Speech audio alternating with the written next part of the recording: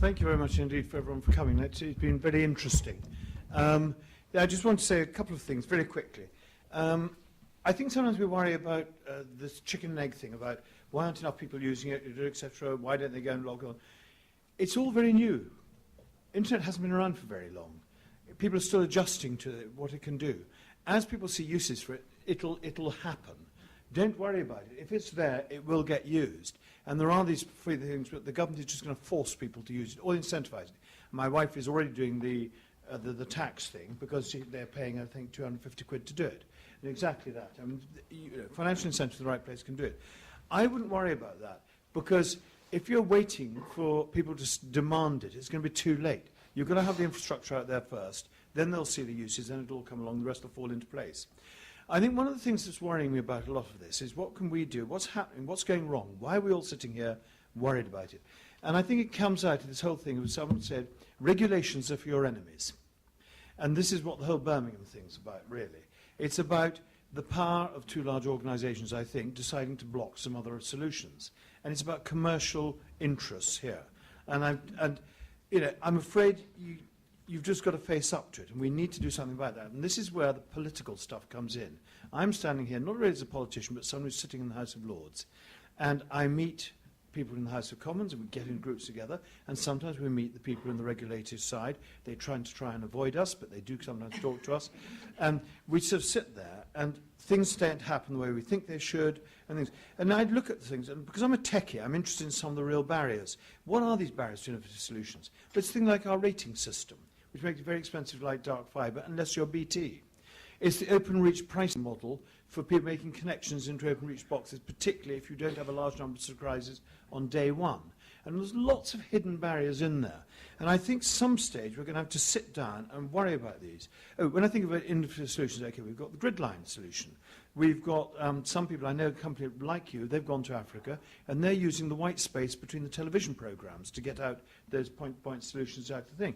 Now, if we're not careful, when we can't start opening up this television space in 4 years' time, we may end up wiping out some companies that have invested in using that white space to produce some rural solutions over here. We need to be thinking in these ways already, and this is what worries me. We do need to stop politicians being frightened of the fact it's technical. There are some technical, always digital, and I think that's one of our biggest blocks. I was regarded as very odd at school, James can probably remember it, because I was a techie. And, you know, we were teased mercilessly. You would never have believed, he's looking so much younger than me that, you know, we were but, nothing has changed about that. And we somehow need to get people to realise that it's not about technical issues.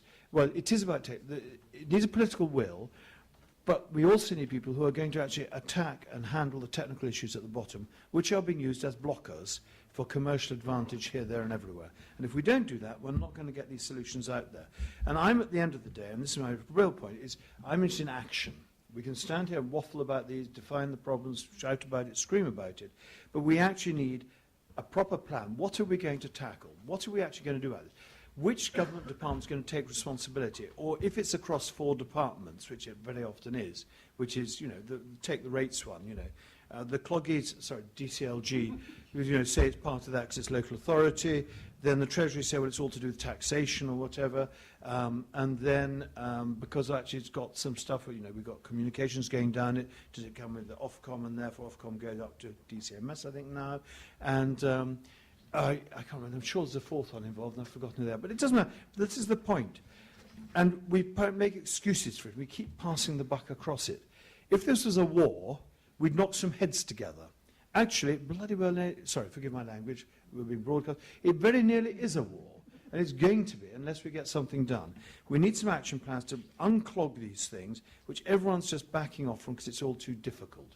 Well, it's got to stop being all too difficult. We've got to start doing something. An action plan from those who understand the problems, list them out, and then we need some ministers to start listening, and we need to start talking to the European Union. Because the last thing I'm going to say is structural funds.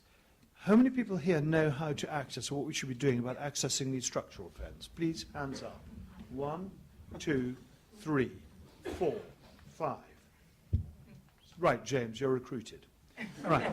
Anyway, you will now organise these people, because this frightening thing is, I don't know where we've begin, how we do it, and we are terribly bad at sitting down and talking with Europe. It's always adversarial. It's always their fault or our fault or whatever. We do need to get more talking behind the scenes, and I think my message is, some action. Great. Thank you very much for coming on.